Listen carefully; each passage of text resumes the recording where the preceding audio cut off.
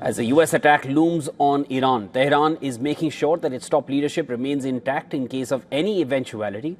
This as Trump threatened military intervention after Iran's brutal crackdown on domestic protesters, with human rights groups reporting over 5,000 deaths already.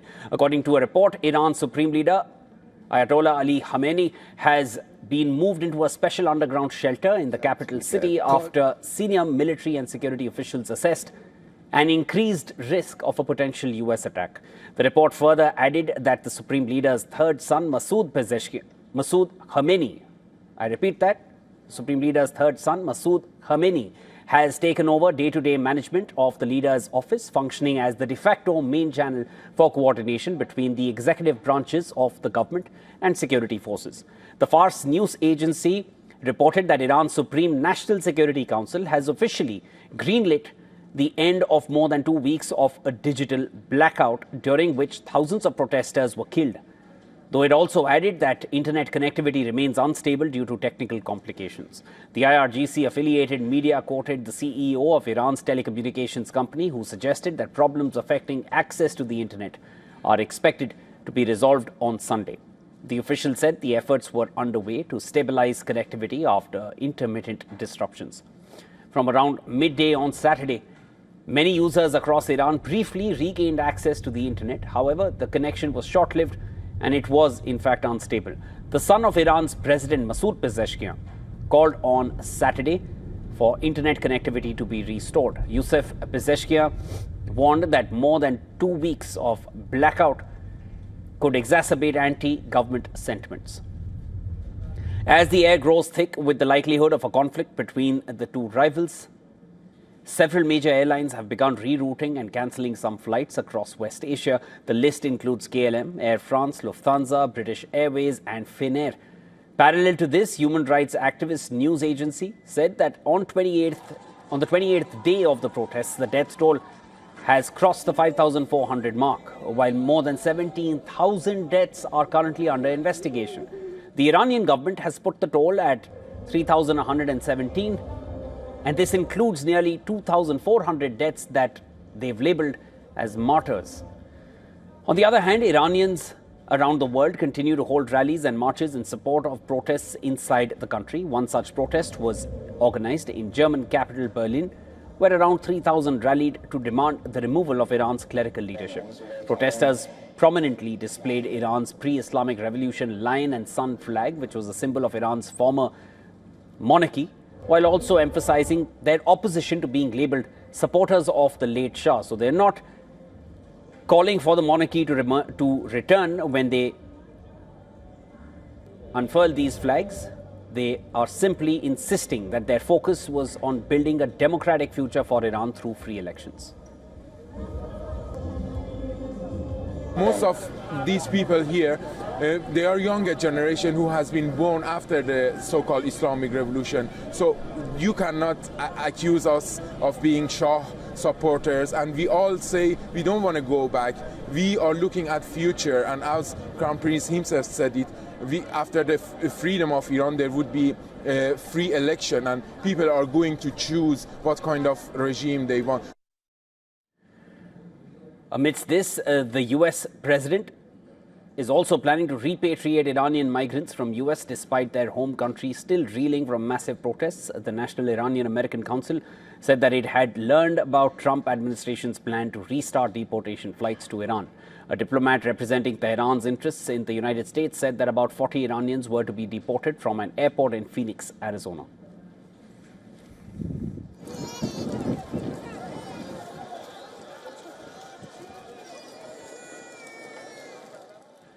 All right, to discuss this further, James Marlowe is joining me here on the broadcast. He's a foreign and defense analyst, West Asia analyst as well. Joins us live from London. James, thanks so much for making time for us and seeing us here on the broadcast. Now, this is a question that has been raised since a number of weeks. Will the US really go in? A lot of the analysts have even said that it's more of a threat. They're not going to actually get involved because that undermines the ongoing protests, only giving more reason to the clerical government to say, see, we told you America was behind this entire protest. But now those threats of a looming attack over Iran from the US, they still lurk. What do you see it as? Well, there's so much going on in the international media at this point. You'll be forgiven for thinking that it's all quiet between America and Iran. But as you say, that's not the case. The estimations, unofficial estimations of how the Iranian regime put down the largest uprising across Iran since they came to power in 1979, the unofficials, numbers are between 12,000 to 20,000 dead, which is a huge amount. And I've seen so much video and heard so many testimonies of people connected, also on the ground, and those people outside of Iran are running specific organizations. In terms of what is likely to happen, well, we can see that there is an American buildup. That could be for a number of reasons. But I can tell you that actually, I'm in London today, as you know. I was supposed to be flying first thing this morning to Israel. And in the last week, that's actually been postponed for a couple of days for a conference. But in the last week, those people going to Israel have actually been asking me and other people what's taking place with Iran, because they are not at this point on official alert, but there is a huge amount of speculation that Iran will attack Israel because the Americans will do something to Iran. Now, all this is going under the radar because the Israeli government is not playing this up. But of course, there's a lot of speculation.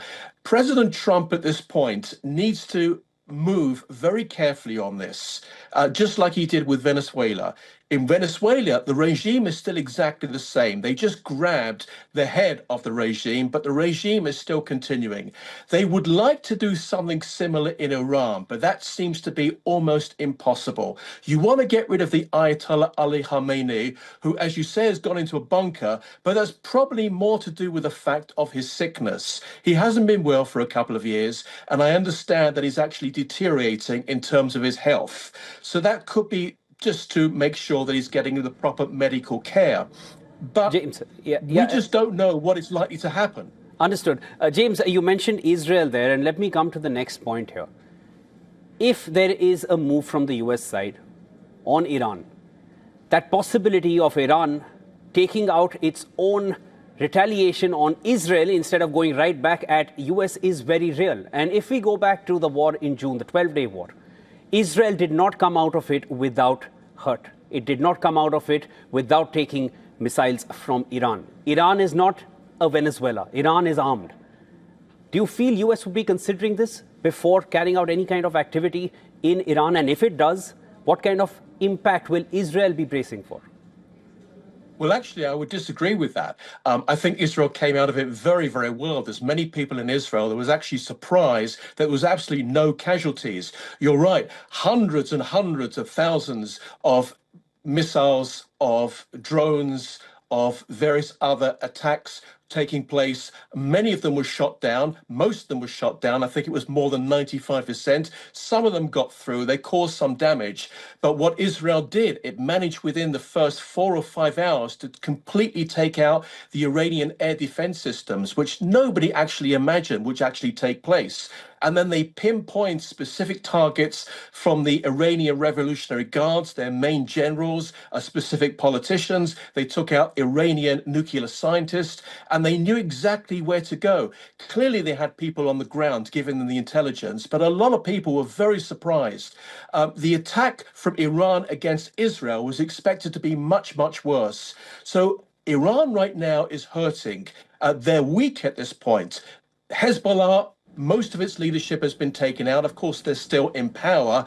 Hamas, the same thing can be said over there. They're still running parts of Gaza, but the main leadership has been taken out. The Houthis as well, their leadership has been taken out, including the prime minister. So these proxies that Iran have actually been funding and training for many, many years are no longer there to protect the outside of Iran. Understood. Iran is very weak at this point, and I'm surprised that they are barking very, very loudly as a dog, because the Americans and the Israelis together could finish them off. All I right, would just James. add one more thing. And that is just that the problem is if that the Iranian regime does fall, does Iran fall into a country of chaos, or will the son of the Shah come back and manage to actually control the crisis and then hold elections within 12 months after that? That's the big question, because we don't want Iran to fall into another Iraq or Libya or Syria. I hear your point, James, and just let me allow me to just clarify to our viewers. You mentioned there were no casualties in Israel during the 12-day war. Israel had, in fact, acknowledged 28 deaths and over 3,000 wounded and injuries. Of course, those are numbers which came out from Israel. And at the same time, Iran did not go down without a fight back then. Here they're saying we're still ready, we're better prepared. We leave it for now. No point speculating. I'm not sure that's true. I don't have those numbers. No, it's Times of Israel. I have the report in front of me, but you can go and check it out too. Maybe there's a discussion for another time. You're heading to Israel. You can talk to them directly, but we leave it there. This is something we would not like to speculate more on, but things are tense in Iran. That's something we both agree upon. We let it go for now. That was James Marlowe joining us from London. Thanks so much, James. Thank you.